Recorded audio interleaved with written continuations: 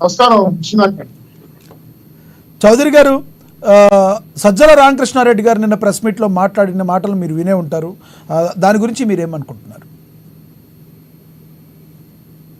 విశ్వనాథ్ గారు మొదట అలాగే వైఎస్ఆర్సీపీ జనసేన విద్యార్థి గారు పోలింగ్లో ఉన్నటువంటి అక్షిస్తారు. రాష్ట్రంలో సార్వత్రిక ఎన్నికల్లో భాగంగా భారీగా పోలింగ్ జరిగింది. ప్రజల నిర్ణయాలు కూడా ఈవీఎంలో నిక్షిప్తమై ఉన్నాయి. జూన్ 4న కౌంటింగ్ సందర్భంగా వెలువడే అవకాశాలు ఉన్నాయని చెప్పి ప్రతి ఒక్కరికి ఉత్కంఠ రేపుతున్న ఫలితాలు ఆంధ్ర రాష్ట్రం వైపు మాత్రం ప్రపంచం చూస్తాం. ఎందుకంటే ఒక దుర్మార్గుడికి ధర్మానికి, ఓ దౌర్జన్యానికి న్యాయానికి, ధర్మానికి అధర్మానికి, సత్యానికి నీతికి జరిగిన పోరాటంలో ఈరోజు కూటమి విజయం సాధించిపోతా ఉంది. భారీ ఆధిక్యతతో సీట్లు కైవసం చేసుకుపోతారు. మీరు ఇంకో వర్డ్ మర్చిపోయారు చౌదరి గారు, ఇంకో వర్డ్ మర్చిపోయారు. పేదలకి పెత్తందారులకి వాళ్ళ వర్షన్ మర్చిపోతే అది చెప్పి మాకే విసిగి పుడతారు. ఎందుకంటే పేదవాడు రూపాయి చెందుగాడు జగన్మోహన్ రెడ్డి గారు ఈ ఆస్తి పరిస్థితి లేని వ్యక్తి, సాక్షి పేపర్ టీవీ కూడా ఆయన కాదు. కాబట్టి ఆయన ఎంత పేదవాడే. రేపు జూన్ 4 నుంచి అన్ని ప్రభుత్వ పరంగా ఏమి చర్యలు తీసుకుంటే ఆయన పేదవాడు అయిపోతాడు అక్కడ విషయం అవుతున్నారు. కాకపోతే ఇక్కడ బాధ కలిగించే ఏంటంటే కౌంటింగ్ శాంతియుతంగా ఎలా నెలకొల్పాలి, కౌంటింగ్ ఈ విధంగా దిగ్విజయంగా పూర్తి చేయాలి.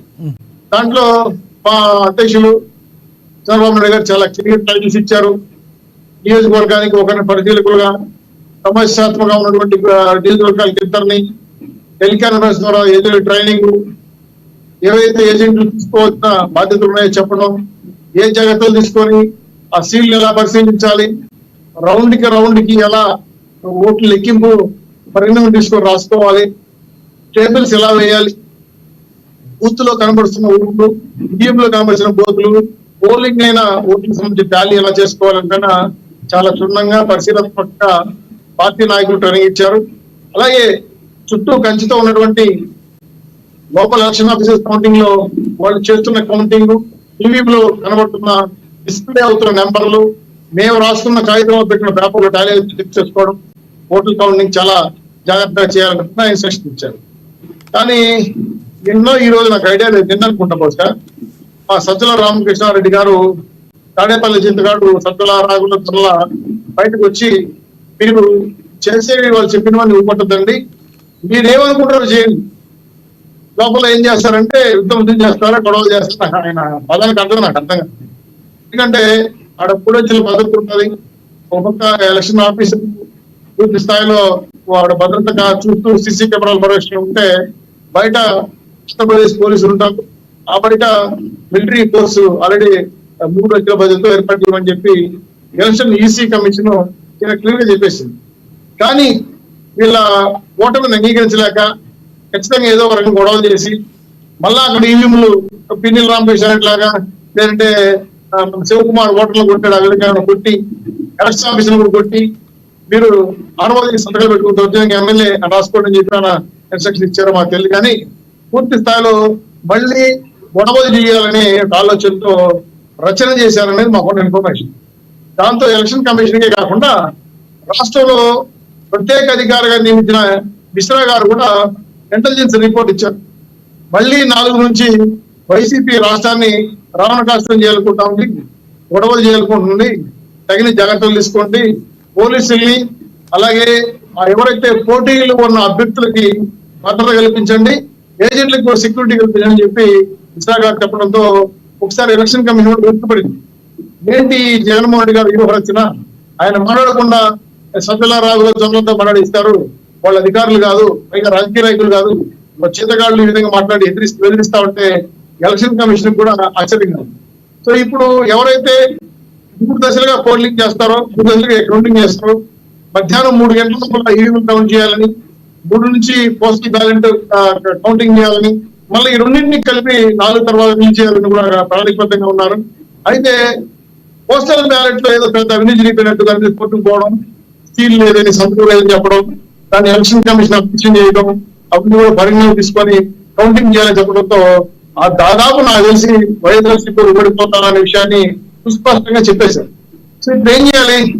2 మార్గాలు. ఒకటి మళ్ళా ఈ పిల్లల రామకృష్ణ రెడ్డి గారు రాజకీయ బయటపెట్టి ధ్వంసం చేసి గొడవ చేసి ఈవీఎం తారుమారు చేయాలా, లేదంటే భయభ్రాంతుల గురించి చేయాల్సిన ఆపేయాలా, ఏ రకంగా వాళ్ళు ఏదో ప్రశ్నించారని అర్థం కావట్లేదు. పెట్రోల్ పంపులు అడుగుంపులు తెచ్చుకొచ్చారా, ఈ పోలీసులు మిలిటరీ మాకు లెక్కగా చెప్తారా, ఇవన్నీ చూస్తా ఉంటే భయభ్రాంతులకు గురి చేయాలని కౌంటింగ్ రోజున ఎత్తుగా పన్నారనేది ఇంటెలిజెన్స్ రిపోర్టు. సో దానికి అనుగుణంగా పోలీసు చర్యలు తీసుకుంటామని వీళ్ళు చెప్పిన మాటలను కూడా ప్రజలు నమ్మకండి. స్వేచ్ఛాయుతంగా ఓటు కౌంటింగ్ జరుగుతుంది. ఎలక్షన్ కమిషన్ ఈ విషయంలో చాలా జాగ్రత్త తీసుకోండి.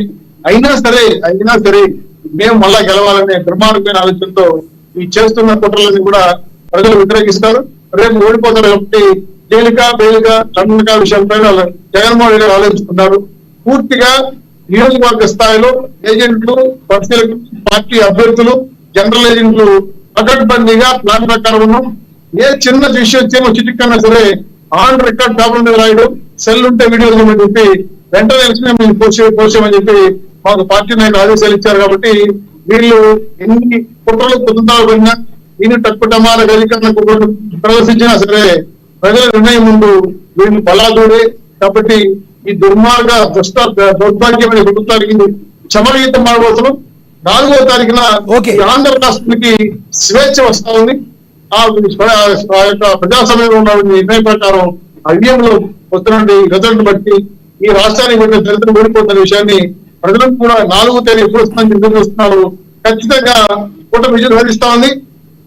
ఆంధ్రాలో భారతదేశంలో డబుల్ ఇంజిన్ సర్కారు ఏదైతే చెప్పుకున్నామో దానికి అనుగుణంగా రాష్ట్ర పరిపాలన సాగిస్తామని చెప్పి ప్రజల మన్నలు పొందుతామని చెప్పి ఈ ప్రభుత్వం చేసిన కార్యక్రమాలపై ఖచ్చితంగా చేసి దాంట్లో ఏవైతే తప్పు జరిగేదో వాటన్ని కూడా బయట తీసుకొచ్చి శిక్షించే వాళ్ళకి ప్రభుత్వం ఆగదు.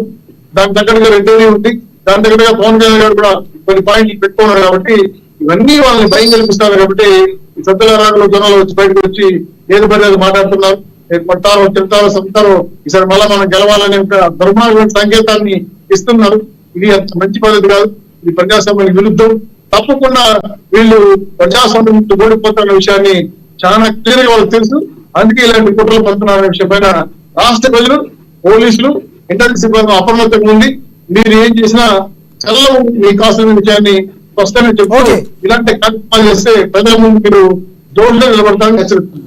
ఓకే, తిరుత్తని వేణుగోపాల్ గారు.